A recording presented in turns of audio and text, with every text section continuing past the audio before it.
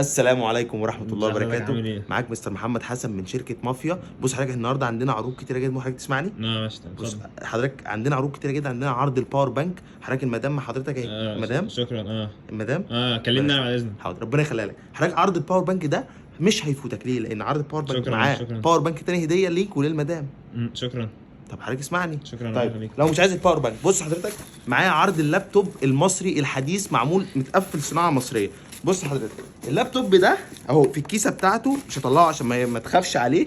اللابتوب ده بالنسبه لك هيبقى في حته شكرا. طيب لا، ولا ده ولا ده. معايا اللانش بوكس. بص حضرتك، اللانش بوكس ده فيه مميزات كتير جدا. تفتحه لونه اخضر، حضرتك هتوصل لحاجه معينه. ممكن الاكل يبرد شكراً. جوه، ممكن تسخنه، ممكن تبرده، ممكن تسخنه. في زرار بالكيسه بتاعته، انا حاطط لك في شكراً. الكيسه اهو. شكرا بلا سهل. حضرتك انت مش بتروح الشغل الصبح؟ شكرا. انا بتكلم مع حضرتك. قول لي مش لازم تشتري. لا بص. شكرا. انا بروح الشغل بس مش محتاج حاجه انا. طب اسمعني. طب اسمعني. كمل. بص كمل. حضرتك وانت رايح الشغل، المدام بتقول لك خد ايه معاك. انت ليه مصمم انت تقول اسم المدام؟ مش كلمني قصدي أنا. ما هي منورانا، بس انا بتكلم حضرتك. بتقول له ايه خد ايه معاك. خد اكل ده عشان برافو عليك. هتحط الاكل فين؟ مش عايز احط شكله بقى. اشتري. مش عايز اكل. طيب ولا ده ولا ده. حضرتك معانا عرض بيتباع بره، انا اللي اطلعه ده دلوقتي موجود في السوق باسعار غاليه جدا. انا هبيعه لك بسعر رخيص. بص حضرتك، ده ايه؟